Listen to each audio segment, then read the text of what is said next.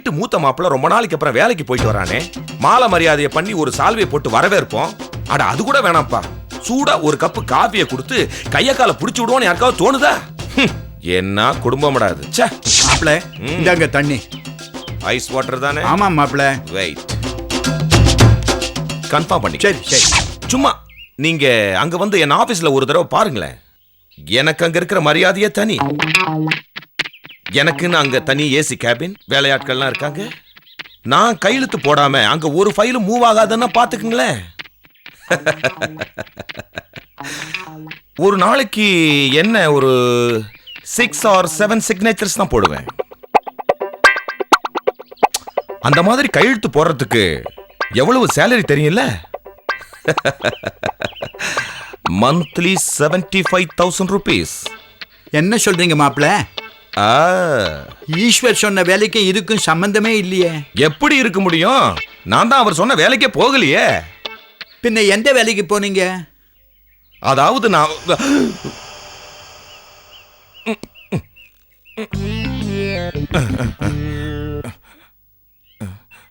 இது உங்களுக்கு தேவையில்லாததுப்பா. எது தேவையில்லாதது? ஆமா, என் புருஷனை மிரட்டிட்டு இருக்கீங்க. மிரட்டலமா?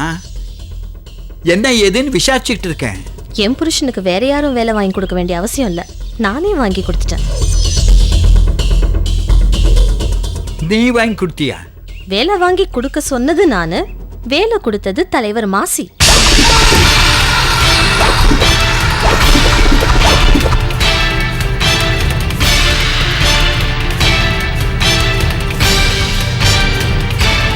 மாசி தலைவனா? மனுஷனாவன். அவங்கிட்ட போய் உன் புருஷனை வேலைக்கு அனுப்பிச்சிருக்கேன்னு சொல்றிய. இந்த விஷயம் ரேகாவுக்கும் ஈஸ்வருக்கும் தெரிஞ்சதுன்னா அவங்க எவ்வளவு வருத்தப்படுவாங்க தெரியுமா? அப்பா, என் புருஷன் வேலைக்கு போகணுமா வேண்டாமா, எங்க வேலைக்கு போகணும்னு முடிவு பண்ண வேண்டியது நான். அத கேட்க அவங்க யாரு? எனக்கு என்னமோ இதெல்லாம் நல்லதா படல, அவ்வளவுதான் நான் சொல்ல முடியும். என்னமோ என் புருஷனை கஞ்சா விக்கிறதுக்கும் கள்ளக்கடத்தல் பண்றதுக்கும் அனுப்பிச்சிட்ட மாதிரி பேசுறீங்க. நீங்க என்னங்க வந்துட்டு இப்படி வாசல்லே உட்கார்ந்துட்டு இருக்கீங்க? என்னது நீங்க? உன்னதான் இல்ல, ஷூவை கழட்டிட்டு உள்ள வரலாமே நினைச்சேன். எல்லாம் உள்ள போய் பாத்துக்கலாம் வாங்க. சரி.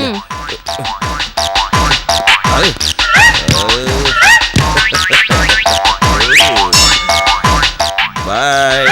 விநாசகாலே விபரீத புத்தி.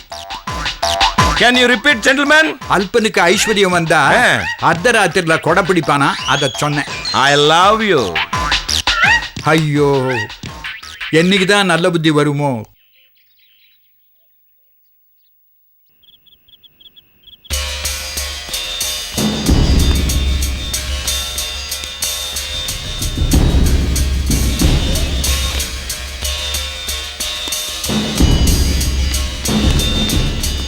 அண்ணே, அண்ணே, நான் சொன்ன மாதிரி தானே வக்கீல் எழுதியிருக்காரு. நீங்க சொன்ன மாதிரியே பக்காவா மாத்தி எழுதியிருக்காருண்ணே.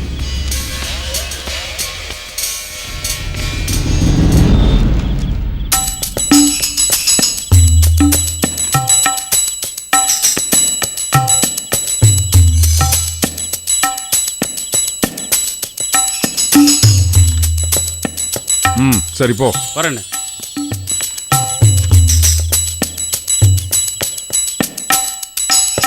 சந்தியா, என்ன மாமா? இங்க வா.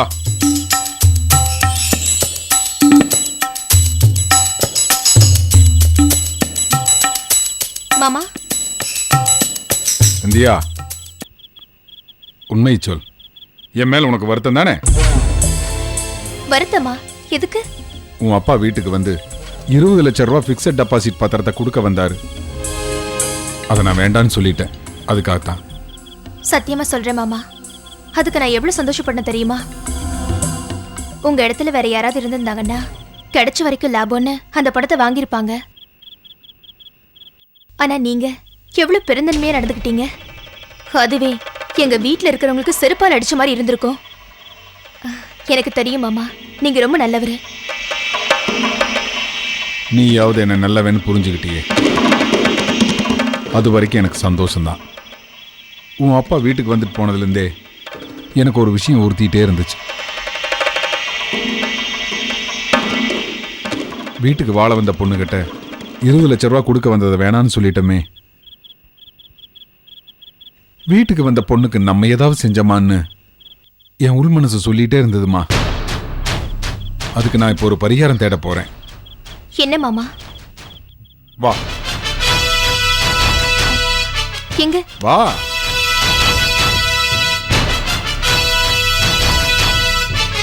வாம்மா, வந்து இப்படி நில்லு. என்ன மாமா இது? பூஜை ரூமுக்கு கூட்டிட்டு வந்திருக்கீங்க? முதல்ல சாமியை கும்பிட்டுக்க. ஆண்டவா, எல்லாம் என் மனசு போலவே நல்லபடியா நடக்கணும்பா. அதுக்கு நீயே அருள் புரி.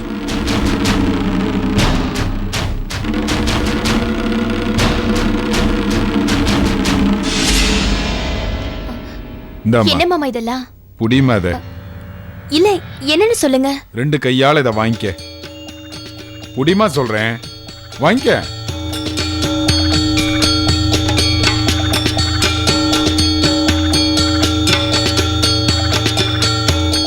நான் சொன்ன பரிகாரம் இதுதான். மவுண்ட் ரோட்ல எங்க அம்மா பேர்ல இருக்க கற்பகம் காம்ப்ளெக்ஸ உன் பேர்ல எழுதி வச்சிருக்கேன்.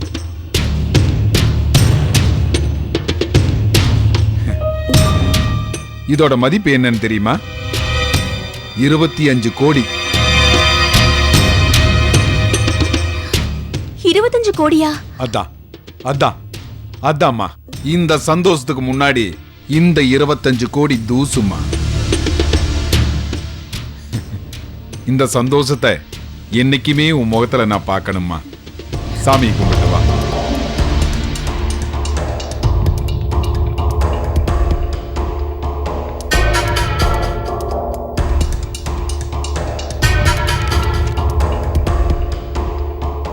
நான் நல்ல இடத்துல தான் வாழ்க்கப்பட்டிருக்கேன். குட்டியை என் கூட சேர்த்து வச்சதுக்கு ரொம்ப நன்றி.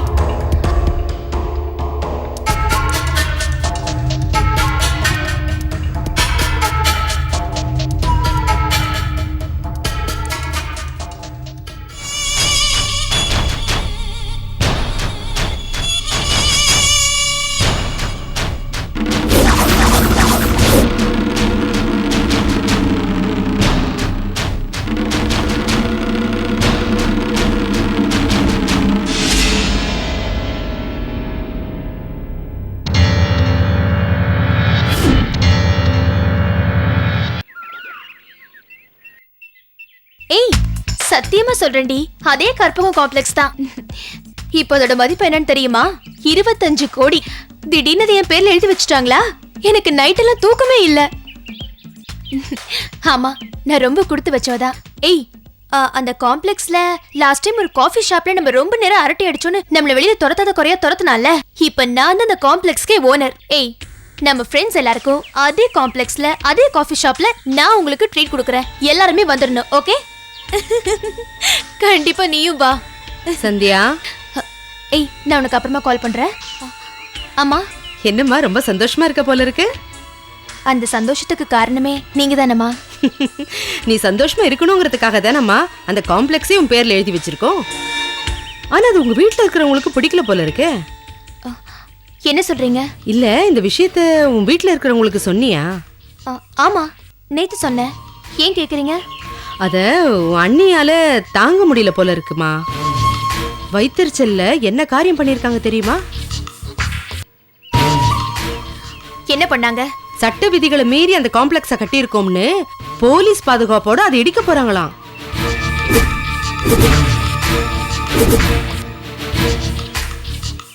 உத்தரவு வந்திருக்குமா? அவங்க யார் உத்தரவு போடுறதுக்கு? இப்பவே எங்க அண்ணனுக்கு ஃபோன் பண்றேன். அவசரப்படாத சந்தியா. அப்படி உத்தரவு போட்டதே கலெக்டரா இருக்கிற உன் அண்ணன் தானே. ஏன் அண்ணனா? ஆமாம்மா, அந்த அளவுக்கு தலையண மந்திரம் போட்டு உன் அண்ணன் மனசையே மாத்திருக்காங்க உன் அண்ணி ரேகா. ஐயோ சந்தியா, நீ இதுக்கெல்லாம் வருத்தப்படாதம்மா. போனா போதுமா, காசு பணம் இன்னைக்கு போகும் நாளைக்கு வரும். இதெல்லாம் சாதாரண சின்ன விஷயம்மா. இப்போ என்ன 5 மாடி கட்டடத்தை தானே இடிக்க போறாங்க. போட்டமா 10 மாடி கட்டடத்தை வாங்கி உன் பேர்ல எழுதி வைக்கிறோம். அத பத்தியெல்லாம் எனக்கு வருத்தம் இல்ல. ஆனா முதல்ல ஒரு சொத்துன்னு உன் பேர்ல ஆசையா எழுதும்போது அது அபஸ்குணமா இடிக்கிறாங்களேன்னு நினைக்கும் போதுதான் மனசுக்கு வருத்தமா இருக்குமா. நான் அப்படி சொல்லலம்மா, ஆனா ஊர் வளத்துல எல்லாம் அப்படி பேசுவாங்களே, அதான் கொஞ்சம் வருத்தம். இப்ப கூட இந்த விஷயத்த நான் உனக்கு ஏன் சொல்றேன்னா, நீ வேற யாருக்கும் ஃபோன் பண்ணி சொல்லிடக்கூடாது பாரு, அதனால தான். போனா போட்டுமா. அப்புறம் உன் அண்ணனுக்கும் அன்னிக்கும் இந்த விஷயத்த சொல்லிடாதம்மா. ஏன் சொல்றேன்னா, நாங்க தான் உன்னை தூண்டி விட்டு அவங்க கிட்ட சண்டை போட அனுப்பிச்சோன்னு தப்பா பேசுவாங்க. வருத்தப்படாதடா, போனா போட்டோம், வாங்கிடலாம். என்ன, நீ சந்தோஷமா இருக்கணும், அதான் எங்களுக்கு முக்கியம். சரியா? சந்தோஷமா இரு. போன போட்டோம், விடுறா. நீ எப்போ சந்தோஷமா கலகலன்னு சிரிச்சுக்கிட்டே இருக்கணும்.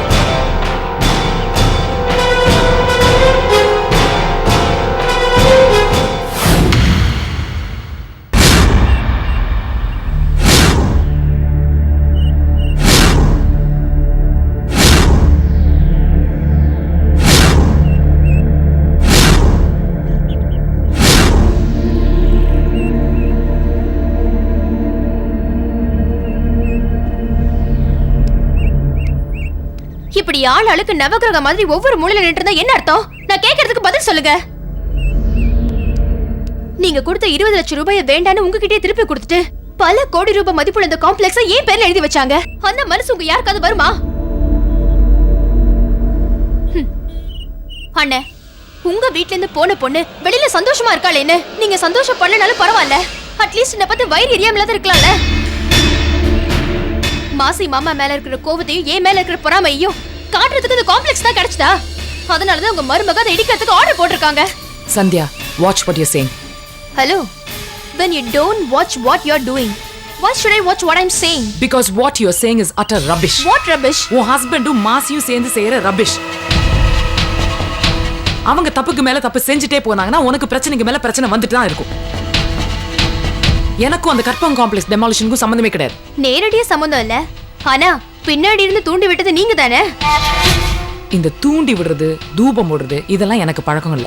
அது மட்டும் இல்ல, இதெல்லாம் செய்யறதுக்கு எனக்கு நேரமும் இல்ல. ஆமா ஆமா, உங்க யோகிதை எனக்கு தெரியாது பாருங்க. சந்தியா, இன்னொரு முறை நீ அண்ணிய பத்தி ஏதாவது தப்பா பேசின அடிச்சு பல்லகில உடைச்சிடுவேன். ஆமா, உங்களுக்கு பில்டிங் உடைக்க தெரியும், என் பல்ல உடைக்க தெரியும், வேற என்ன தெரியும்? அந்த காம்ப்ளெக்ஸ் இடிக்க சொன்னது நான் தான். ஏன்னா அது விதியை மீறி கட்டப்பட்டது.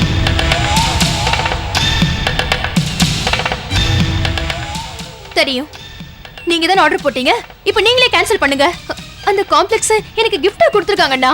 ஏய், நான் நினைச்சா கட்டடத்தை இடிக்கிறதுக்கும் நீ சொன்னதும் கட்டடத்தை இடிக்காம போறதுக்கும் நான் போடுற ஆர்டர் கிடையாது இது. It's government judicial order. Anna please, எனக்காக பண்ணுங்க ப்ளீஸ். இத பார், சட்டம் யாருக்கும் வளைஞ்சு கொடுக்காது.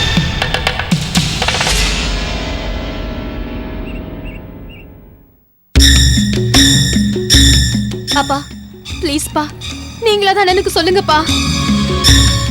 ப்ளீஸ் பா, அதை கேன்சல் பண்ண சொல்லுங்கப்பா.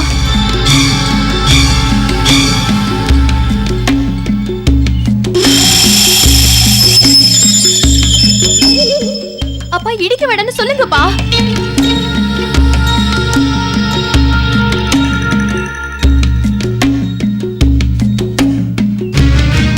ஈஸ்வர், நம்ம கடமையை நாம செய்யும் போது பாஷா நம்ம கண்ணை மறைச்சிடக்கூடாது. அதனால நீ போட்ட உத்தரவை யாருக்காகவும் எந்த காரணத்தை கொண்டும் வாபஸ் வாங்காது.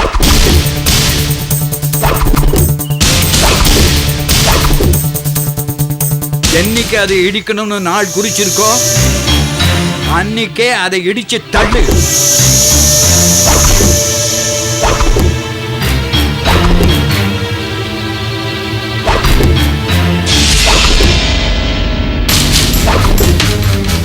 போதுமா? அப்பா சொல்லிட்டார்ல, கிளம்பு. அப்போ எல்லாருமே சேர்ந்து என்ன பழி வாங்குறீங்கல்ல? என் வயித்தறிச்சல் உங்க யாரையுமே சும்மா விடாது. அண்ணே, உங்க பொண்டாட்டி பேச்சு கேட்டு ஆடுறீங்கல்ல, என்னைக்காவது உங்களுக்கும் வைப்பாங்க. அப்ப எல்லாரும் சேர்ந்து கஷ்டப்படுங்க. போ இங்க இருந்து.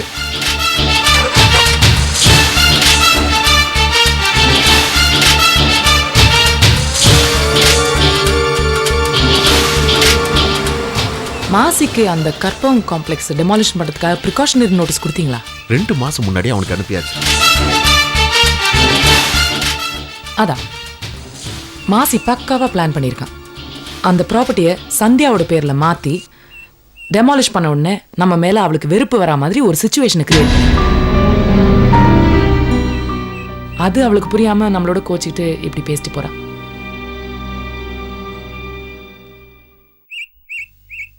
ஏன் இவ்வளவு குரூயலா அவன் திங்க் பண்றான்? அவனோட பிரெயினே குரூவல். பின்ன தாட்ஸ் எப்படி இருக்கும்?